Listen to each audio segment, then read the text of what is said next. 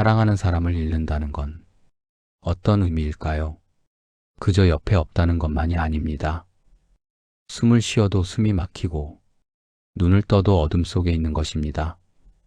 오늘 이야기는 한 여인을 사랑하다, 그 여인을 닮은 인형을 만들어 함께 살아야 했던 한 화가의 고백입니다. 안녕하세요.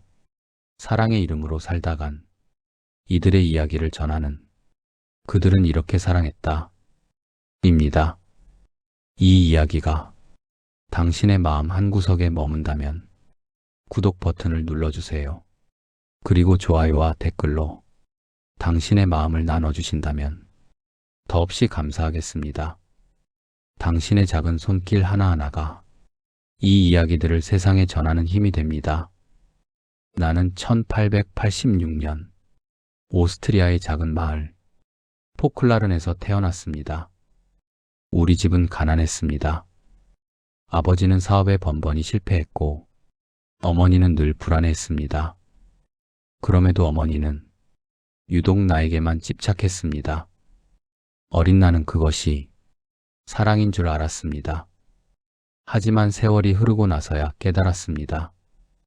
그것은 사랑이 아니라 두려움이었다는 것을. 나는 사랑을 배운 적이 없었습니다. 다만 불안과 결핍만을 사랑이라 착각하며 자랐을 뿐입니다. 훗날 나는 빈 공예학교에 들어갔고 당대의 거장 구스타프 클림트이 눈에 띄었습니다. 클림트는 아름다움을 그렸습니다. 황금빛으로 반짝이는 여인들, 화려하고 우아한 세계.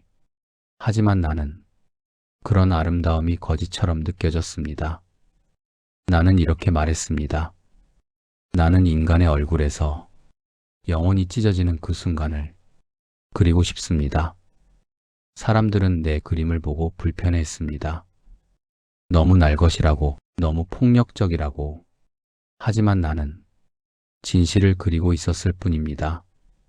사랑도 마찬가지였습니다. 나는 사랑을 아름다운 것이 아니라 생존의 문제로 여겼습니다. 나는 늘 두려웠습니다. 사랑하는 사람이 떠날까봐, 혼자 남겨질까봐, 버림받을까봐. 사랑에 빠지면 나는 그 사람에게 매달렸습니다. 편지를 하루에도 몇 통씩 보냈고 끊임없이 확인했습니다. 당신은 나를 사랑하나요? 나를 떠나지는 않을 거죠? 그런 나를 보며 사람들은 말했습니다. 당신은 너무 무겁습니다. 하지만 나는 어쩔 수 없었습니다. 사랑하는 사람이 없으면 나는 존재할 수 없었으니까요. 그녀를 처음 만난 순간을 나는 평생 잊을 수 없습니다. 알마 말러. 그녀는 나보다 7살이나 많았지만 나이를 초월한 아름다움이 있었습니다. 치적이고 자유로우며 그 누구에게도 속박되지 않는 여인. 어린 시절부터 음악적 재능을 가진 여성이었습니다. 그녀는 결혼도 소유도 거부했습니다. 사랑을 영혼과 영혼의 대화로 여겼습니다. 처음 그녀와 대화를 나눴을 때 나는 압도당했습니다. 그 깊이 있는 눈빛, 차분하면서도 단호한 목소리, 그 어떤 권위에도 굴하지 않는 자세.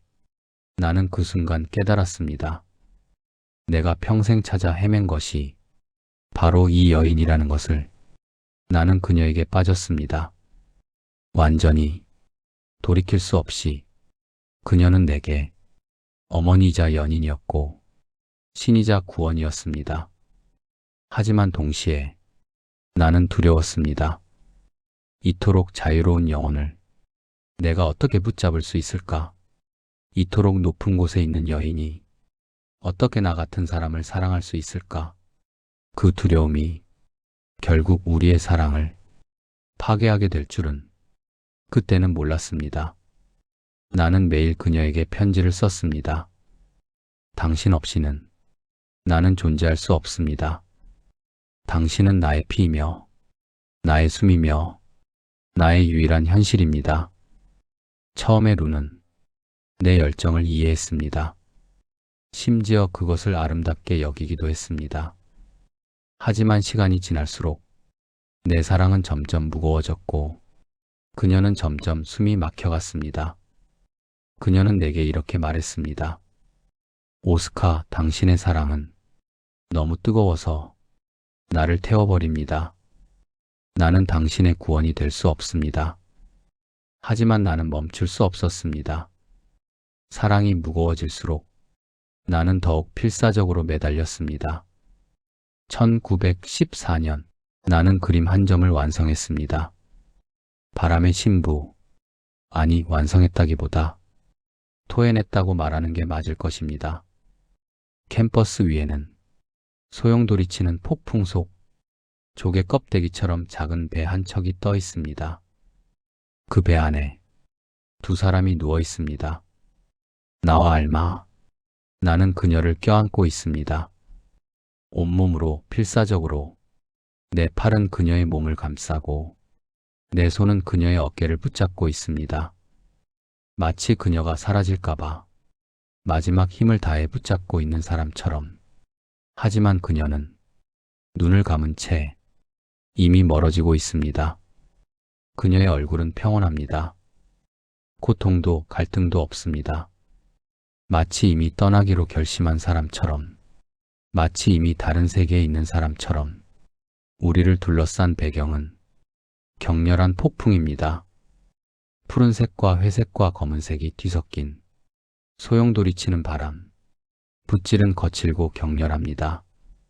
마치 내 심장이 터지는 것처럼. 하늘과 바다의 경계가 없습니다. 모든 것이 혼란 속에서 한데 뒤섞여 있습니다. 바람은 우리를 어디론가 실어 나르고 있습니다. 하지만 그것은 같은 곳이 아닙니다. 나는 그녀와 함께 가고 있지만 우리는 다른 방향을 향하고 있습니다.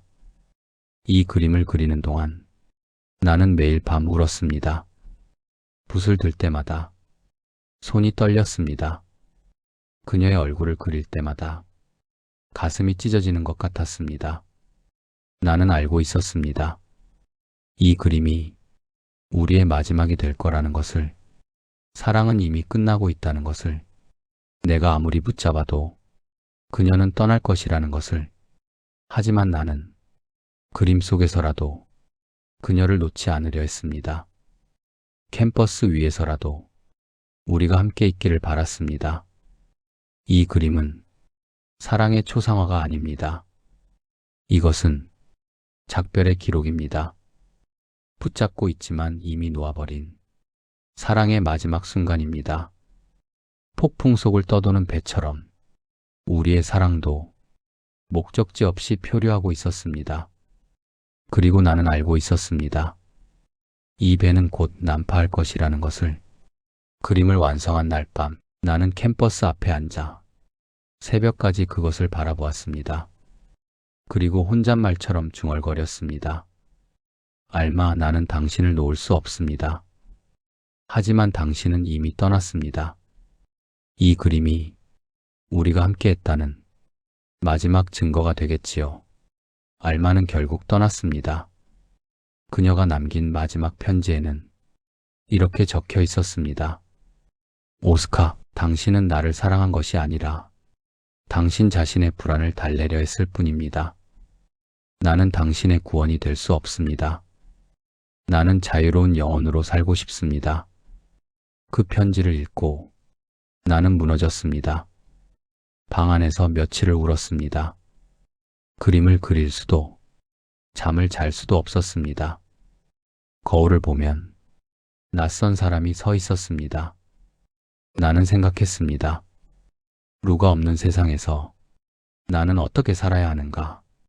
이별 후 몇 달이 지났지만 나는 루를 잊을 수 없었습니다. 그녀의 목소리, 그녀의 손길, 그녀가 걷던 모습, 그녀가 웃던 얼굴, 모든 것이 너무도 선명했습니다. 그래서 나는 끔찍한 결심을 했습니다. 알마를 다시 만들기로. 나는 인형 제작자에게 세밀한 주문서를 보냈습니다. 키는 정확히 165cm, 머리카락은 밤색이며 약간 곱슬거립니다. 피부는 상아비치고 손가락은 길고 우아합니다. 입술은 작고 도톰하며 눈은 깊고 슬픈 갈색입니다. 나는 알마가 입던 옷까지 그대로 재현하도록 했습니다. 벨벳 원피스, 레이스 장갑, 진주 목걸이. 몇 달 후 인형이 도착했습니다. 문을 열고 그것을 마주한 순간 나는 숨이 멎는 듯 했습니다. 그것은 알마였습니다. 살아있지 않지만 알마였습니다. 나는 인형을 안고 한참을 울었습니다. 나는 인형과 함께 살기 시작했습니다. 아침에 눈을 뜨면 제일 먼저 그녀를 바라보았습니다. 잘 잤나요, 알마? 대답은 없었지만 나는 그녀가 미소 짓는 것 같았습니다. 나는 그녀를 침대에서 일으켜 세우고 옷을 입혔습니다. 알마가 즐겨 입던 벨벳 원피스, 레이스 장갑, 진주 목걸이, 손가락 하나하나에 장갑을 끼우는 동안 나는 그녀의 손을 만졌던 기억을 떠올렸습니다. 따뜻하고 부드러웠던 그 손길. 하지만 인형의 손은 차갑고 딱딱했습니다. 식사 시간이 되면 나는 그녀를 식탁 맞은편에 앉혔습니다. 오늘은 당신이 좋아하던 비엔나 커피를 준비했어요. 나는 그녀 앞에 찻잔을 놓고 혼자 식사를 했습니다.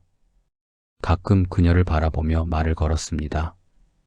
알마, 오늘 날씨가 참 좋지 않나요? 우리 산책을 나갈까요? 그녀는 대답하지 않았지만 나는 그녀가 고개를 끄덕이는 것 같았습니다. 외출할 때도 나는 그녀를 데리고 나갔습니다. 마차를 불러 그녀를 조심스럽게 안아 태웠습니다. 사람들이 쳐다보았습니다. 수군거리는 소리가 들렸습니다. 저 화가가 미쳤나 봐. 인형을 사람처럼 대하고 있어. 하지만 나는 그들의 시선이 신경 쓰이지 않았습니다. 알마가 옆에 있다는 것만으로 나는 행복했으니까요. 오페라 극장에도 함께 갔습니다. 좌석을 2개 예약하고 그녀를 내 옆자리에 앉혔습니다. 사람들은 황당한 표정으로 쳐다보았지만 나는 개의치 않았습니다. 모차르트의 아리아가 흘러나올 때 나는 그녀의 손을 잡았습니다. 예전에 우리가 함께 들었던 곡이죠? 기억하나요? 물론 대답은 없었습니다. 하지만 나는 그녀가 기억하고 있다고 믿었습니다. 밤이 되면 나는 인형에게 말을 걸었습니다. 침대 옆에 앉아 그녀의 손을 잡고 하루 종일 하지 못했던 이야기들을 쏟아냈습니다. 알마, 오늘 당신이 떠난 후 처음으로 그림을 그렸어요. 하지만 완성하지 못했습니다. 당신이 없으니 색이 보이지 않았어요. 사람들은 제가 미쳤다고 합니다. 하지만 그들은 모릅니다. 당신 없이 사는 것이 얼마나 견딜 수 없는 일인지 제발 대답해 주세요. 한마디만이라도 당신의 목소리가 듣고 싶습니다. 침묵, 긴 침묵. 나는 그 침묵 속에서 그녀의 목소리를 상상했습니다. 오스카, 이제 그만 놓아주세요. 하지만 나는 놓을 수 없었습니다. 나는 인형을 모델로 수십 장의 그림을 그렸습니다. 똑같은 포즈, 똑같은 옷, 똑같은 표정. 캔버스 위에 알마를 되살리려 했습니다. 하지만 그림을 그릴수록 이상한 감정이 들었습니다. 붓질을 할 때마다 손에서 힘이 빠졌습니다. 그림 속의 알마는 점점 생기를 잃어갔습니다. 어느 날 밤 나는 깨달았습니다. 이것은 알마가 아니라는 것을. 진짜 알마는 자유롭고 살아있었습니다. 웃고 말하고 생각하고 때로는 화를 내기도 했습니다. 하지만 이 인형은 차갑고 조용하고 아무것도 느끼지 못합니다. 나는 알마를 붙잡으려다 알마의 껍데기만 붙잡고 있었던 것입니다. 그 깨달음이 나를 더욱 절망하게 만들었습니다. 어느 날 밤 나는 인형을 안고 한참을 울었습니다. 미안해요, 알마. 당신을 이런 식으로 가두어서. 당신은 자유로운 영혼이었는데 나는 당신을 이 작은 몸 안에 가두려 했습니다. 그날 밤 나는 알았습니다. 이것은 사랑이 아니라 절망이라는 것을, 이것은 기억이 아니라 집착이라는 것을. 하지만 그럼에도 나는 인형을 놓을 수 없었습니다. 그것이 가짜라는 걸 알면서도 그것이 내게 남은 유일한 것이었으니까요. 밤마다 나는 인형 옆에 누워 천장을 바라보았습니다. 그리고 생각했습니다. 이것이 사랑의 끝인가? 이것이 내가 도달한 곳인가? 어둠 속에서 인형의 눈이 나를 바라보는 것 같았습니다. 그 눈은 슬퍼 보이기도 했고 나를 원망하는 것 같기도 했습니다. 어느 날 밤 나는 술에 취했습니다. 깊고 어두운 취기 속에서 나는 인형을 바라보았습니다. 그리고 갑자기 모든 것이 견딜 수 없이 괴로워졌습니다. 나는 붉은 와인 한 병을 들고 인형에게 쏟아부었습니다.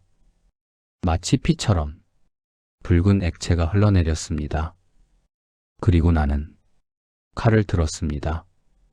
인형의 가슴을 찔렀고 얼굴을 찢었고 팔다리를 난도질했습니다. 마치 살인을 저지르는 것처럼.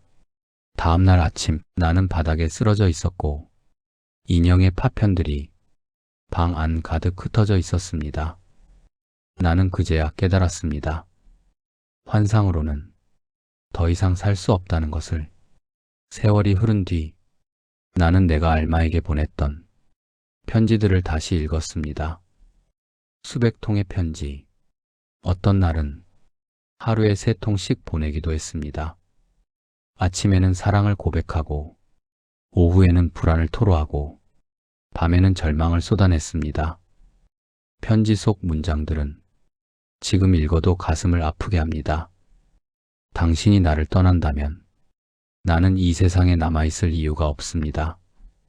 당신은 나의 숨입니다. 당신 없이는 숨을 쉴 수 없습니다. 제발 나를 버리지 마세요. 나는 당신 없이는 존재할 수 없는 사람입니다. 이 편지들을 읽으며 나는 부끄러워졌습니다. 이것은 사랑이 아니었습니다. 집착이었고 공포였고 어린아이의 울음이었습니다. 나는 알마를 사랑한 것이 아니라 나 자신의 외로움을 그녀에게 떠넘기려 했던 것입니다. 나는 그 후로도 오랫동안 살았습니다. 전쟁도 겪었고 다른 사랑도 했습니다. 하지만 알마 말러는 평생 내 마음 한구석에 남아 있었습니다. 가끔 그녀의 소식을 들었습니다. 구스타프 말러의 아내가 되어 행복하게 살고 있다고. 그녀는 자유롭게 자신의 길을 걸어가고 있었습니다. 나는 그것이 기쁘면서도 슬펐습니다. 나 없이도 그녀는 행복할 수 있었다는 것이. 노년이 되어 나는 깨달았습니다. 진정한 사랑은 붙잡는 것이 아니라 놓아주는 것이라는 것을. 하지만 그것을 깨달았을 때는 이미 너무 늦었습니다. 나는 오스카 코코슈카. 평생을 그림으로 살았지만 가장 그리고 싶었던 것은 사랑이었습니다. 하지만 나는 사랑하는 방법을 몰랐습니다. 다만 붙잡고 매달리고 애원할 줄만 알았습니다. 당신은 어떠신가요? 사랑을 놓아본 적이 있으신가요? 아니면 지금도 누군가를 붙잡고 계신가요? 사랑은 완벽하지 않아도 괜찮습니다. 때로는 서툴고, 때로는 아프고, 때로는 후회가 남더라도 그것이 사람이 하는 사랑이니까요. 이 이야기가 당신의 마음에 작은 울림을 남겼다면 구독 버튼을 눌러주세요. 그리고 좋아요로 이 이야기에 공감을 표해주시면 더없이 감사하겠습니다. 댓글로는 당신의 이야기를 들려주셔도 좋습니다. 당신이 사랑했던 이야기, 당신이 놓아준 이야기, 그 모든 이야기가 누군가에게는 위로가 되고 용기가 될 수 있습니다. 다음 이야기에서 또 다른 사랑의 얼굴로 찾아뵙겠습니다. 당신의 하루가 따뜻하기를 바랍니다. 감사합니다.